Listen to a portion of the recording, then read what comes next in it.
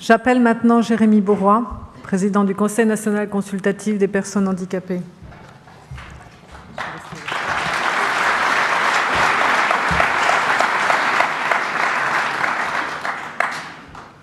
Madame la ministre, Sophie Cluzel, Mesdames, Messieurs les ministres, Monsieur le défenseur des droits, Jacques Toubon,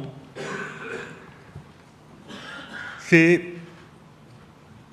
émouvant d'intervenir juste après vous, Claude Chirac.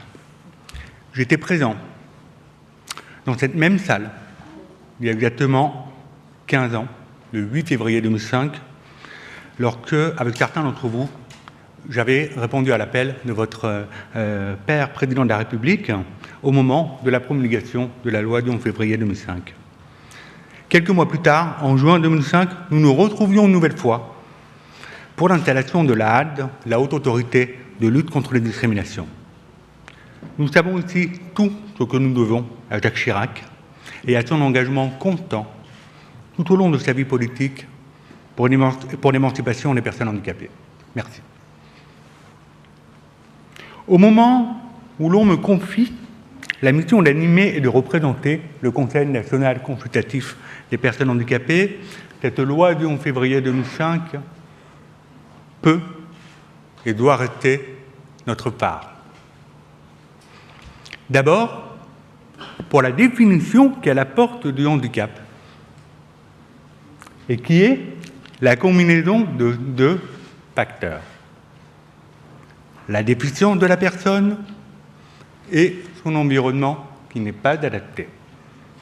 Sans ces deux facteurs, il n'y a plus de handicap.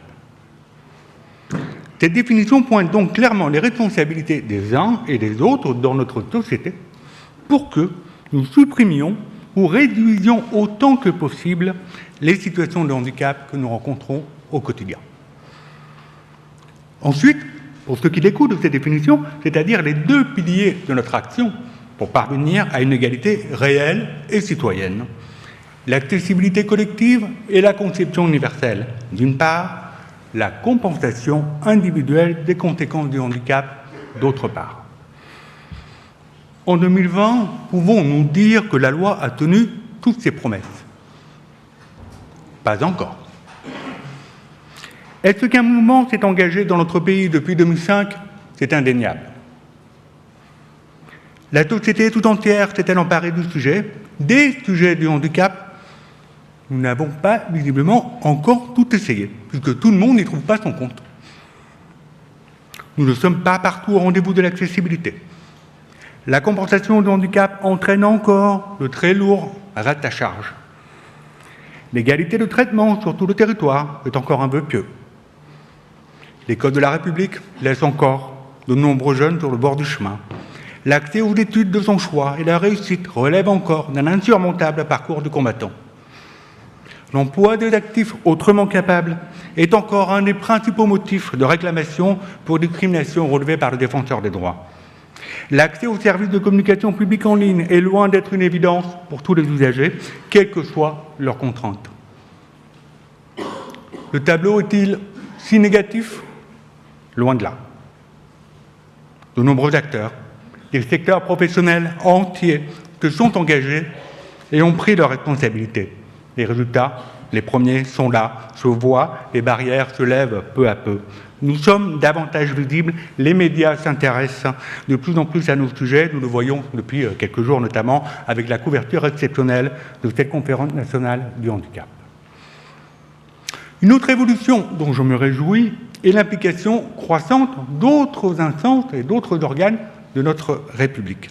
Hier, le Conseil économique, social et environnemental, le CSA et l'ARCEP. Aujourd'hui, c'est le Conseil national du numérique qui vient de rendre un rapport sur l'accessibilité numérique. C'est le Conseil national pour l'inclusion dans l'emploi et bien d'autres encore avec qui nous aurons à cœur de renforcer nos liens. Un autre signal très encourageant est la mise en place d'un réseau de hauts fonctionnaires au handicap dans chaque ministère. Pour que la politique du handicap transversale par définition, soit portée par chaque ministre. Mais dans le même temps, au lieu de supprimer toutes les situations de handicap, nous en créons de nouvelles. Comment expliquer qu'une nouvelle chaîne d'information continue du service public de l'audiovisuel, c'est-à-dire le nôtre, puisse être autorisée sans que son objectif d'accessibilité, quitte à prendre quelques années, ne soit pas de 100% pour permettre à tous les Français, quel que soit leur handicap, de la communication, de la compréhension, d'accéder en temps réel à une information de qualité. Comment imaginer que la plateforme utilisée pour le grand débat de l'an dernier ait pu être mise en ligne sans être accessible? Comment concevoir qu'une candidature à l'élection présidentielle ne soit pas encore assortie d'une obligation d'accessibilité à tous les électeurs, quelles que soient leurs contraintes d'accès à l'information, alors que pour chaque présidentielle, l'engagement financier de la puissance publique s'élève à plusieurs dizaines de millions d'euros. Je n'aurai pas la prétention de vous dire où nous en serons dans 15 ans. Mais je sais d'ores et déjà que la feuille de route pour les prochains mois est intense si nous souhaitons que tous les engagements pris soient tenus, qu'ils concernent l'accès aux soins, l'habitat inclusif, la lutte contre les violences faites aux femmes handicapées, le développement indispensable de l'accès au débat public et à la communication gouvernementale et parlementaire, les Jeux olympiques et paralympiques de Paris en 2024, la réforme de l'audiovisuel, l'avancée en âge des personnes handicapées, la transformation de l'offre médico-sociale et bien d'autres sujets encore. Mais l'objectif que je souhaiterais partager avec vous aujourd'hui est que nous n'ayons plus besoin de nouvelles lois spécifiques. Que la loi du 11 février 2005, que nous célébrons aujourd'hui, soit bien la dernière. Que nous nous appuyons désormais sur les textes internationaux. Je pense en particulier à la Convention relative aux droits des personnes handicapées. Et que nous visions systématiquement l'accès aux droits communs.